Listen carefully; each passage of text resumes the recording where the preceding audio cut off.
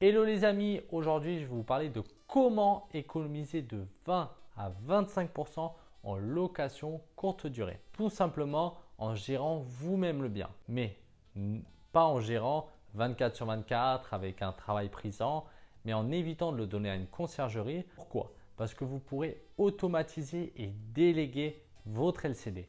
Comment l'automatiser? Premièrement, avec une boîte à clés ou une serrure connectée, vos voyageurs arriveront en toute tranquillité à l'heure qu'ils souhaitent et partiront en toute tranquillité. Depuis que j'utilise ce système, que ce soit pour moi ou pour les voyageurs, ils sont beaucoup plus tranquilles. Et on va dire une fois sur 50 ou 100 arrivées, ils auront un petit souci, n'arriveront pas à trouver la boîte à clés ou à rentrer dans le logement. Et dans ce cas-là, il faudra une personne de confiance qui sera souvent votre femme ou homme de ménage pour pallier à ce souci et venir les aider. Mais ça arrive très rarement et souvent on arrive à résoudre ce problème, que ce soit avec un appel téléphonique, des photos ou quelques messages. Ensuite, ce sera en automatisant tous vos messages sur les plateformes, que ce soit Airbnb, Booking. On est capable d'automatiser tous les messages d'arrivée, de sortie, même durant le séjour, avant le départ. Cela vous enlèvera pas mal de temps de travail et cela automatisera cette partie, même bien sûr si vous aurez quelques questions. Où vous devrez répondre. La taille de la fenêtre.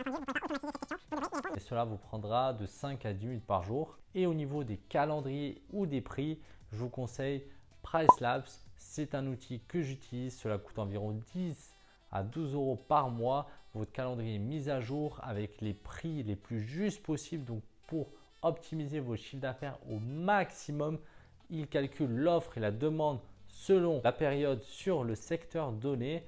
Par rapport à votre bien, bien entendu, vous pouvez régler selon les jours, etc. C'est très complet. De toute façon, ça, je le développe dans ma formation, par exemple. Ensuite, pour gérer votre bien, vous pourrez trouver quelqu'un de confiance à proximité ou sinon vous-même si vous n'êtes pas loin du bien.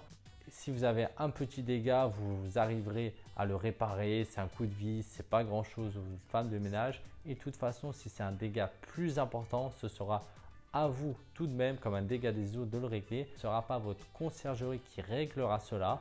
Ce sera vous à travers les assurances, etc. comme vous connaissez. Et en plus, j'ai envie de rajouter un truc. Si vous êtes vraiment bien formé à la location courte durée, car je vois beaucoup de conciergeries faire n'importe quoi. Elles ont énormément de biens, donc pour eux, ce n'est pas important. Elles louent moins cher que le prix du marché, taux d'occupation, elles s'en soucient peu. Du bien, elles s'en soucient peu. Et donc, au final, au lieu d'avoir 3 000 euros de chiffre d'affaires, vous avez 2 000 euros de chiffre d'affaires.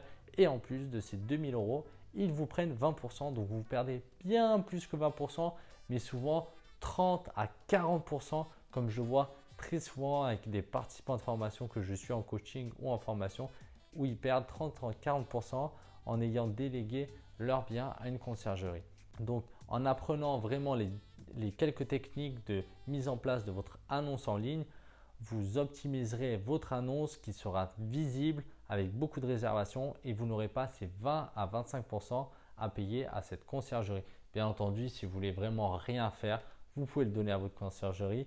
Vous perdrez ces 20 à 25% plus souvent 15 à 20% de plus car elle ne fait pas très bien le travail. Surtout que quand c'est votre bien, vous donnez le maximum pour avoir le plus de chiffre d'affaires possible, alors que cette conciergerie a plusieurs biens, donc elle ne peut pas mettre toute son énergie sur un seul bien, sachant que franchement, pour gérer un bien, cela ne vous prendra que 10 à 15 minutes par jour et vous gagnerez 30 à 40%. N'hésitez pas à me laisser en commentaire vos expériences sur les conciergeries que vous avez pu avoir. Moi, notamment, j'ai eu une expérience en conciergerie qui s'est pas très bien passée sur Milan, enfin où j'ai pas eu un chiffre d'affaires optimisé et où le bien a été très peu entretenu.